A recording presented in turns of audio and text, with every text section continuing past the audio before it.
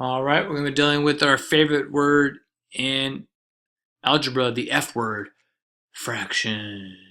Yeah. All right, so check it out. So same thing like the previous two examples or three examples, we're going to be solving this system of equation. We may use substitution. We've only learned substitution and graphing at this point. We could actually right now just graph both of these right now, and then we could just solve it there. That'd be nice and quick, but I'll kind of do this by hand though, so that I'm not doing it too easy. And so what I'm going to do here is I want to get rid of my fractions, and I say, okay, if this is 2, this is 4, and this is 2, what number do I multiply both sides by so that it clears out the fraction?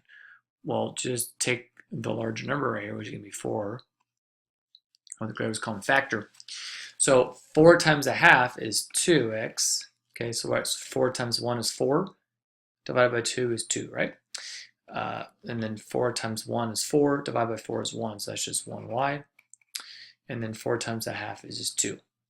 Great, so all I've done right now is I took my last equation and I rewrote it by multiplying both sides by 4. And so now it kind of looks like I'm going to solve again by substitution. So I'm going to just move this 2x over here by subtracting 2x on both sides. So y is going to be 2 minus 2x. Great. So y is 2 minus 2x, which means that I'm going to just highlight this right here because that's what I'm going to replace. Okay, where I see y, I'm going to put 2 minus 2x. Great, so let's go ahead and try that bad boy. So negative 2x plus 5. I'm not going to do y. I'm going to do my other representation of that, which is 2 minus 2x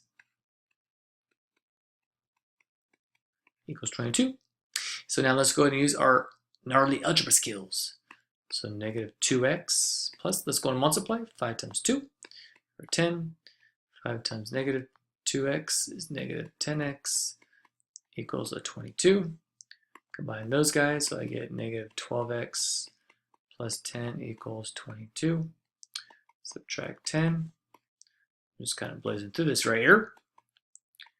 And so our x is going to be negative 1. So that is our x value. And that's one thing. Sometimes we forget that we can't stop there because this is a system of equations. We need a value of x and y. So we found x. And if you want to find y, just take this guy and go, oh, just plug it in right there. Okay. So if we did that, y equals 2 minus 2 times negative 1, which is just going to give us, what's that, 4, right? 2 plus 2 is 4. So our answer would be negative 1 and 4. And again, if you want to check your answer, which sometimes I guess it is important to do because, you know, like I may make a mistake or, you know, you may make a mistake, you can plug in negative 1 in for x and 4 in for y and make sure they're both true. And that will verify whether or not you have the correct answer.